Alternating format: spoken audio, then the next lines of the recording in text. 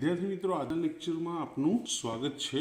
આજનો લેક્ચર છે આપણું ધોરણ 12 કોમર્સ આંકડાશાસ્ત્ર ભાગ 2, જેમાં ચેપ્ટર નંબર 3 પ્રામાણ્ય વિતરણ ચાલી રહ્યું છે અને સ્વાધ્યાય 3નો વિભાગ ડી શરૂ કરીશું।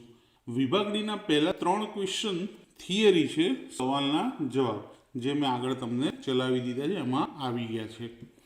હવે દાખલા નંબર 4 જ્યાંથી ગણતરીની શરૂઆત થાય છે અને પરીક્ષામાં પૂછાવા લાયક। તો એક પ્રામાણ્ય વિતરણનો મધ્યક કેટલો છે? 50। મધ્યકને આપણે શેના વડે દર્શાવીએ છીએ? મ્યુ વડે। શેના વડે? મ્યુ। આને કહેવાશે મ્યુ। તો મધ્યક 50 એટલે મ્યુ બરાબર 50। વિચરણ 9 છે। વિચરણ એટલે સિગ્મા સ્ક્વેર। વિચરણ એટલે શું કહેવાશે? Sigma square. હવે સિગ્માનો સ્ક્વેર છે એના પરથી આપણને સિગ્મા શોધવું પડે। પ્રમાણિત વિચલન, એકલું સિગ્મા એટલે શું કહેવાશે? પ્રમાણિત વિચલન। સિગ્માનો સ્ક્વેર છે, સ્ક્વેર દૂર કરવો હોય તો સામે વર્ગમૂળ કાઢવું પડે, એટલે કે વર્ગ દૂર કરવા વર્ગમૂળ કાઢીએ તો 9નું વર્ગમૂળ શું નીકળશે મિત્રો? 3। તો પ્રમાણિત વિચલન એટલે કે સિગ્મા બરાબર કેટલા મળ્યા? 3 મળ્યા। તો આ બે કિંમત આપી હતી અને સિગ્મા સ્ક્વેર પરથી સિગ્મા શોધી લીધા। હવે આપણને બે દાખલા આપેલા છે। પહેલો દાખલો કે પ્રામાણ્ય ચલ x ની કિંમત 50 અને 53ની વચ્ચે હોય એની સંભાવના શોધો। તો 50 અને 53 વચ્ચે, તો 50 છે જેને આપણે x1 ધારી લઈએ કે ધારો કે x1 બરાબર 50 અને x2 બરાબર 53, એટલે કે x ની બે કિંમતો મળી ગઈ આપણને। હવે સંકેતમાં લખીએ કે x1 less than or equal to x અને less than or equal to x2। આમાં x1 અને x2 ની કિંમત મૂકી દઈએ। x1 ની કિંમત 50 less than or equal to x અને less than or equal to 53, એટલે કે આપણે કોની સંભાવના શોધવાની છે? 50 અને 53ની વચ્ચેની સંભાવના શોધવાની છે। હવે x ની કિંમતોની સંભાવના મળતી નથી, કારણ કે એનું કોઈ કોષ્ટક નથી આપેલું। કોષ્ટક આપણને આપેલું છે ઝેડનું, એટલે કે પ્રામાણ્ય કોષ્ટક આપેલું છે ઝેડ ટેબલ। તો ઝેડ ટેબલ પરથી કિંમત મળશે, માટે આપણે ઝેડની કિંમત આપણી પાસે હોવી જોઈએ। તો અહીં આપણે ઝેડની કિંમત શોધવાની છે। તો ઝેડની કિંમત શોધવા માટે મેં તમને આગળ થિયરીમાં એક સૂત્ર લખાયું, તો ઝેડ બરાબર x માઇનસ મ્યુ છેદમાં સિગ્મા। અહીં z1 છે એટલે અહીં લખીશું x1 માઇનસ મ્યુ છેદમાં સિગ્મા। x1 ની કિંમત આપણે શું ધારી? 50 માઇનસ મ્યુની કિંમત પણ કેટલી છે?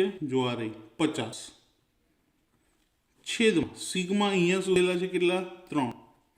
50 માંથી 50 જાય તો 0। હવે 0ના છેદમાં કોઈ પણ રકમ હોય, જવાબ 0 જ મળવાનો છે, એટલે આપણો આન્સર શું આવ્યો? 0।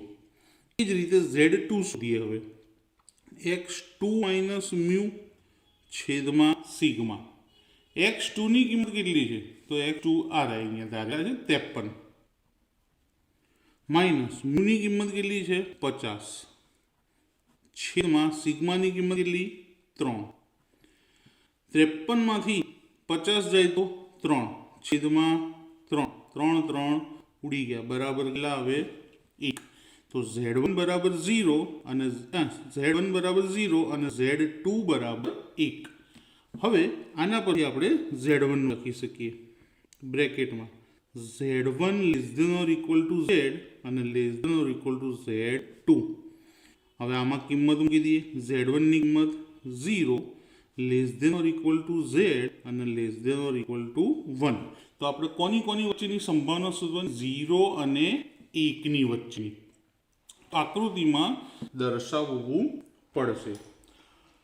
હવે 0 અને 1 એ કેવો છે? પ્લસ। તો હવે સંભાવના શોધવા માટે આકૃતિમાં પહેલા કિંમત મૂકીએ। તો 0 અને 1 કેવા છે? પ્લસ છે। તો 1ની કિંમત પ્લસ એટલે 0ની જમણી બાજુ આવે, જો માઇનસ હોય તો ડાબી બાજુ દર્શાવવા પડે, પણ 1 પ્લસ છે માટે 0ની કઈ બાજુ આવશે? જમણી બાજુ। તો આકૃતિ દોરતી વખતે ખાસ કાળજી રાખવાની બે બાબતો। એક કે ડાબે અને જમણી બાજુ આકૃતિ એક્સ અક્ષને સ્પર્શવી જોઈએ નહીં. બીજી બાબત કે આકૃતિ દોર્યા પછી તરત જ ડાબી બાજુ માઇનસ ઇન્ફિનિટિવ અને જમણી બાજુ પ્લસ ઇન્ફિનિટિવ મૂકી જ દેવાના, રાહ જોવાની નહીં. હવે 0 અને 1ની વચ્ચે, તો 1 માટે આપણે આશરે કોઈ એક સ્થાન નક્કી કરી લઈએ, આશરે જ કોઈ માપ એમાં લેવાનું હોતું નથી. તો અહીંયા લખીએ Z2 બરાબર 1 અને આ શું હતું Z1 બરાબર 0. તો 0 અને 1ની વચ્ચે Z1 0 અને Z2ની કિંમત 1. તો આ બંનેની વચ્ચેની સંભાવના, તો આ બંને પ્રદેશને આપણે આ આકૃતિ દ્વારા દર્શાવી દઈએ, આ બેની વચ્ચેના પ્રદેશને. તો આજે મેં પ્રદેશ આચ્છાદિત કરી એટલે કે ડિઝાઇન કરી, એ પ્રદેશનું ક્ષેત્રફળ આપણે જોવાનું છે. તો 0 થી 1નું જોવું હોય તો એના માટે આપણે ઝેડ ટેબલનો ઉપયોગ કરવો પડે. કોનું જોવાનું છે? 0 less than or equal to Z અને less than or equal to 1 બરાબર. આના માટે ઝેડ ટેબલની અંદર 1ની કિંમત જોવી પડશે. તો જો આ રહ્યું ઝેડ ટેબલ, આ ઝેડની કિંમતો છે. 1 એટલે શું થાય? 1.0. જો 0.1 જોઈ લીધા તો ખોટ પડશે. આપણને 1ની કિંમત એટલે 1.0, તો પહેલી જ કિંમત આવશે 1ની. 0.3413. પોઈન્ટ એટલે આગળ 0 આપણે લખી દેવાનું કે 0.3413. ધારો કે 2ની કીધી તો 2.0માં જોવાનું. એ રીતે 1.5ની કીધી હોય તો 1.5માં પહેલી જોવાની. હવે 1.6 કીધું હોય તો એમાં જોવાનું. ધારો કે હવે તમને એવું કીધું હોય કે 1.63ની જુઓ, તો 1.63 એટલે 1.6 આવે. જો આ રીતે 1.63, તો પહેલા 1.6, પહેલા બે અંક 1.6, પછી શું છે 3, તો 3 અંક 0 1 2 3. તો જો આ 3ની લાઈન જે ઉપર જોઈએ ને તો છે 3.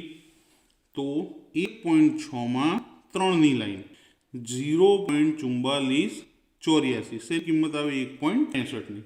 આ રીતે આપણે કિંમત જોઈએ. જેમ જેમ આગળ દાખલા શીખતા જઈશું એમ એમ તમને ખબર પડતી રહેશે. તો આપણી 1ની કિંમત શું આવી? 0.3413. તો ડાયરેક્ટ આન્સર લખી દઈએ 0.3413.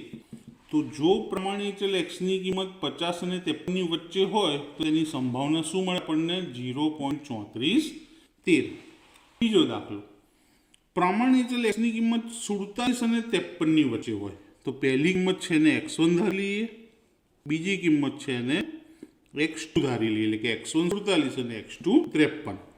ફરીથી લખી લઈએ કે p કૌંસમાં x1 less than or equal to x less than or equal to x2.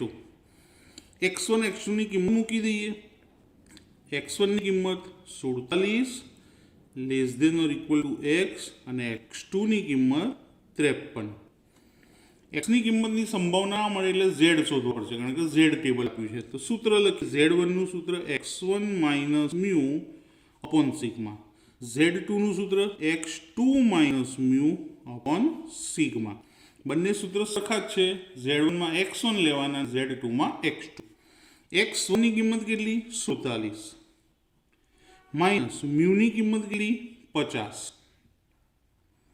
છેદમાં સિગ્માની કિંમત 3. એ જ રીતે અહીંયા પણ કે x2ની કિંમત કેટલી? તો x2 અહીંયા છે 53 માઇનસ મ્યુની કિંમત કેટલી? 50 છેદમાં સિગ્માની કિંમત કેટલી? 3.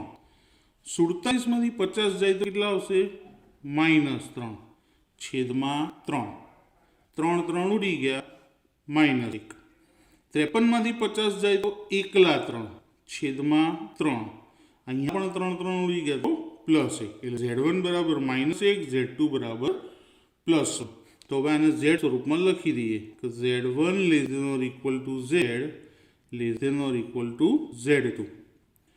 Z1ની કિંમત છે -1 less than or equal to Z અને Z2ની કિંમત છે +1.